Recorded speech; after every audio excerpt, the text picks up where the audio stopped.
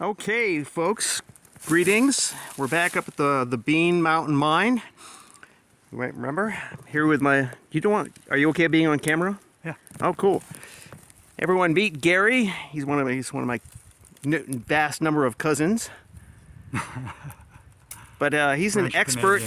But Gary's an expert geologist.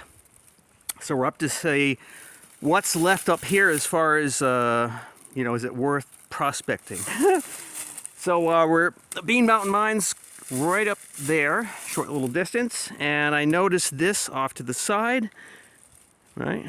So this was likely one of the side buildings, and get that right there. So you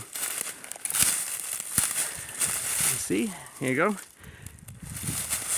Typical foundation for a building of some kind, and they look rather narrow too. That is the unusual part. But there's a hill here. Unlikely to have been a milling site. No, so the mill's literally right up there, next to the hole. Ordinarily have some kind of water power source to turn a grindstone to break the ore down. Okay, so I'm not sure what these side buildings were for, but as you can see, this is there's kind of a hill here. These might be prospects. These could be prospects because they are kind of narrow. Because if there was a real building, you'd figure they'd be square. So these actually might be prospect pits. Yeah, cabins or something like that. But couldn't get anybody to work in them days. as you can see, like I said, we're on top of a small little knoll here. Yeah, it looks like they graded this out. Huh. Okay, so that's part of the mystery here. So let's go up to the mine site and. There's a small stream. They were following the vein. Yep. Moving the ore to here where they'd, to a winds where they'd lift it out. Beautiful water in there. Yeah, all nice and clear. Yeah. That is deceptive though. Acid rain water, acid rain dead lakes are crystal clear. And you might notice. Okay, so filamentous algae in them. So is that right there, the quartz vein? Yep. Yeah, it looks like a near vertical orientation. Intermittent with some high-grade metamorphic rocks. They probably blurbs and lenses of sulfides. Mm-hmm. Gold-bearing sulfides. Like that right there? Yeah, they'll have a rusty color where they're abundant. But it's not showing real great quantity of it. Well, should they have basically dug along this? Yeah, they, I don't know if they started at another point and came horizontally and then decided to make a winge, a vertical up shaft. Well, you can see there's the drill marks right there. Yeah. Yep. So how wide do you think this quartz vein is?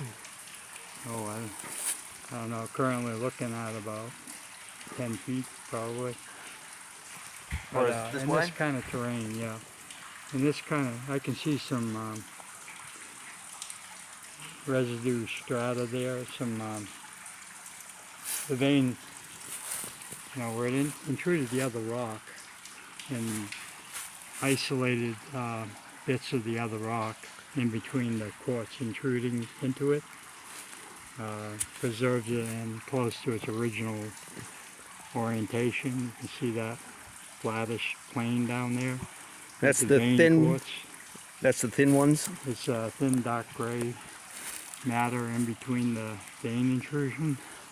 So that pretty much shows the vein intrusion at steeply dipping, like 80 degrees dip. Yep. Actually, So how come it split? There, it's kind of splits off into a Y. yeah, it as it intrudes, it runs into all kinds of obstructions in the country rock. But where it was intruding, it was very tight and limited space. Took a So, lot of force and pressure to.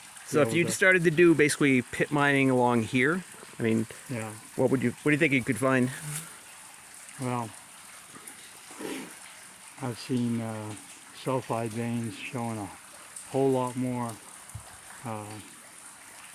indicators than what I'm seeing here. Okay.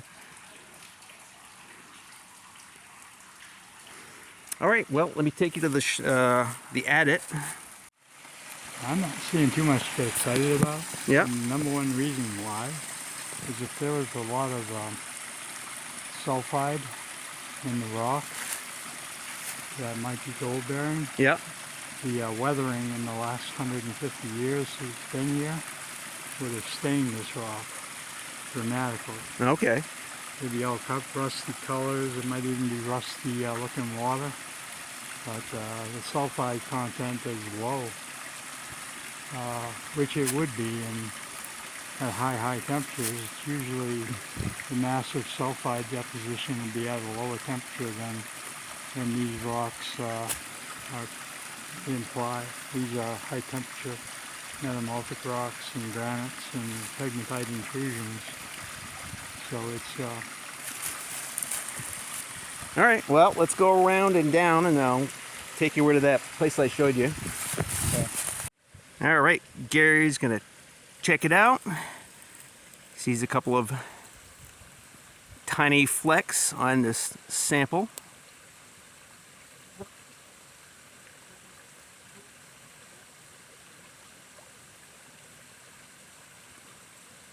Yeah, I can't.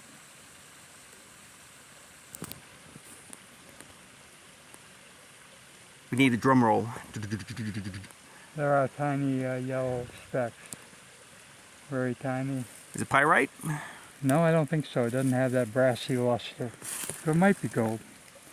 In that include the likelihood of a very unlikely to be free gold. Yeah. Free pure metallic gold. How about this right here? Yeah. So gold would be a piece of a quartz crystal there. Does that look like fine gold right there, or? Yep. No, it looks like pyrite Oh, with gold flecks in it. that's cool. We're finding tiny specks of gold here. Wherever you find like the staining. Yep.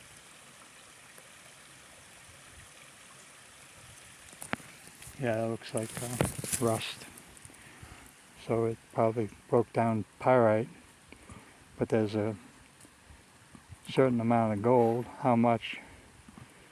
It's inconclusive, but Well, the crystallized quartz are pretty. yeah, gold in pyrite in quartz in the high temperature. Along with that rusty color material, Yeah. this would have been maybe one of the more productive ores that they were processing here.